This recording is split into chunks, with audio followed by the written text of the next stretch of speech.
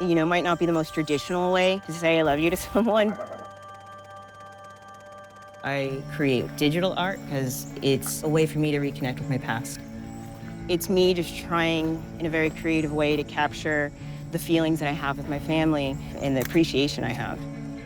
I'll input a batch of photos through my laptop, organize it, edit the photos, duplicate, then I process that through machine learning. And what it often gives back is this very otherworldly, dreamy place that it doesn't exist, but of course it exists. Within that, I start to be able to find the bridge between my world and upbringing in Arizona to my life here in Sweden the last 6 years.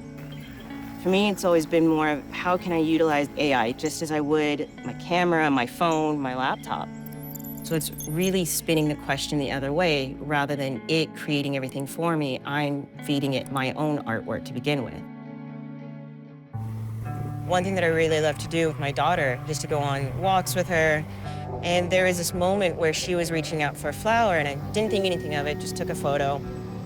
And later when I went back and started going through, there was something in that innocence and the lighting, just seeing her hand reach out that I thought to myself, maybe that's something. So I started going through some photos and there's this photo of my Nana Amparo. And she has this like beautiful flower and it just felt so like, that's my daughter.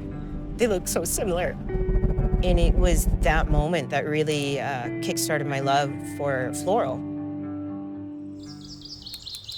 Sound is just as important of a memory. I really love capturing that in the moment, unexpected sample. I just take out my phone and just start recording. And then I try to incorporate them into the music itself so it adds another rich layer.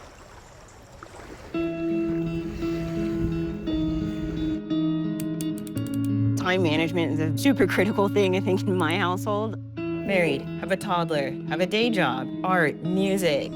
I need to have gear that I know is gonna be up, running, regardless of where I am. I need something that's always gonna be there for me, and Snapdragon is the tech that is.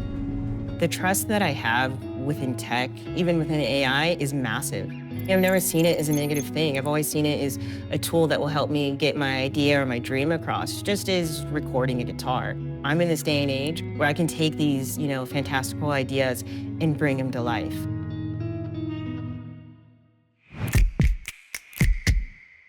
Sponsored by Snapdragon.